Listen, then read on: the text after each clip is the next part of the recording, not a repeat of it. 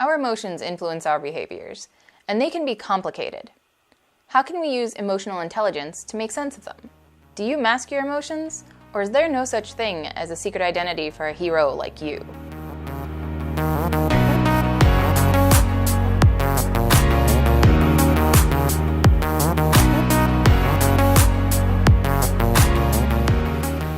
Emotions are a vital part of the way we interact with other people, and they influence our behaviors and choices. You can learn how to express and understand your emotions and the emotions of others. With that, you can more effectively lead people to success. Before we dive in too deep, we're going to accept a few realities. Emotions are not bad to have for anyone of any gender. Emotions are not illogical or irrational by default. They have a root cause. We just sometimes need to take the time to look for it. And emotions are necessary to be a good leader. The rejection of emotions by a lot of people in my classes and workplaces, especially men, but women too, made me less secure in the future of leadership. That's why we're talking about emotional intelligence today. Emotional intelligence refers to a person's abilities to perceive, identify, understand, and successfully manage emotions in themselves and in others. Understanding people's emotions makes you more effective as a leader, especially if you learn how to manage those emotions. It's the same way with your effectiveness as a role player. Emotional intelligence at the game table is complicated. In role-playing, you have in-game experiences as your character, then metagame experiences as a player engaged with the game and translating in-game experiences, and out-of-game experiences as a person in a group interacting with others who might have emotions going on totally unrelated to game, or that might be exacerbated or calmed by the game. That's important to know when talking about emotions, because imagine it this way. At any point, a given individual at a game table is experiencing their own emotions, suppressed or expressed, and interpreting the emotions of their real-life fellows. Experiencing or interpreting fragments of the potential emotions of their character and the other characters in the game, and experiencing and expressing, projecting, and or suppressing the emotions of their character.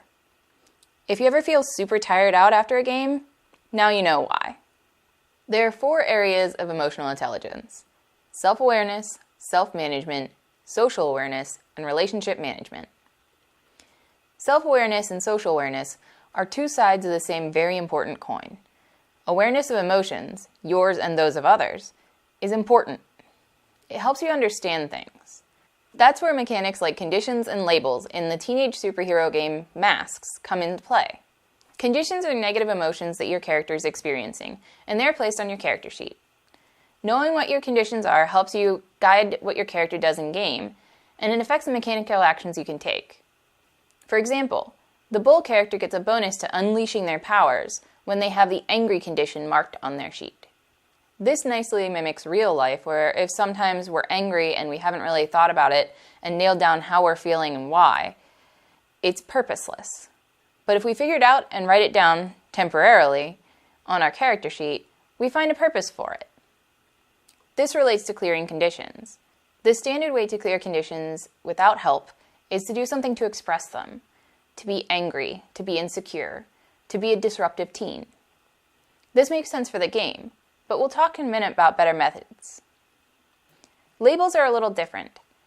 Labels are numbered stats on your character sheet and tell you how your character understands their self-image. They aren't static, but change and grow. They're not meant to directly describe emotions, but they help to understand them. A character's points in freak and superior could give a window into how their character tends to respond to things like bullying or compliments. Maybe they reject when bullies try to belittle their weirdness because they think well of their weird habits, so they wouldn't be angry then. But if someone complimented them on being normal, it might make them feel insecure, like they aren't weird enough. Part of emotional intelligence is not just knowing what people feel.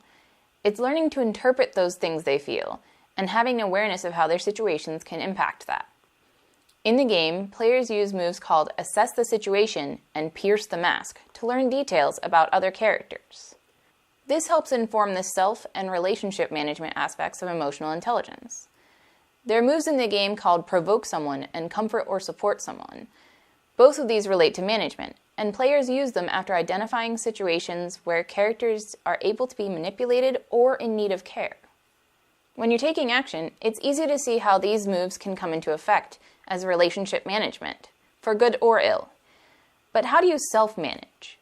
In Masks, characters experience their conditions and labels in-game, while you can be aware of them on a metagaming level. Maybe you're playing the bull and you've marked insecure as a condition, and you don't really feel like clearing conditions the old-fashioned way.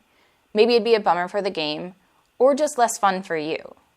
Here's where you can be aware of the labels on your fellow player sheets, and see that maybe the legacy is labeled high with savior, so you know they're more likely to be willing to help others. You can encourage them to set a scene that makes sense for the two of you, and try to have the comfort and support move take effect. Some people aren't a fan of metagaming, and that's okay, but emotional intelligence is a unique kind of real-life metagaming.